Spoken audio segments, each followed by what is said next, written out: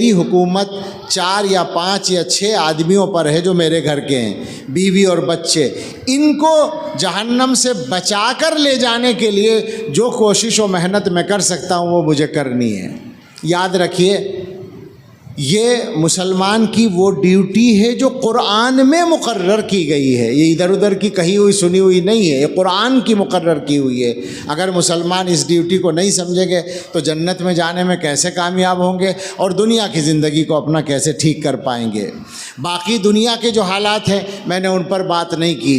یہ بھی ایک طریقہ ہو سکتا تھا کہ میں حالات پر بات کرتا، بی جے پی یہ کر رہی ہے، حکومت یہ کر رہی ہے، فلاں طاقت یہ کر رہی ہے، پرجوش 10-15 منٹ بولتا اور بہت سارے لوگ داد دیتے کہ بہت اچھا بولے۔ فائدہ کیا فائدہ ہوتا؟ ہمارا فائدہ ہوگا اپنے آپ کو بدلنے سے۔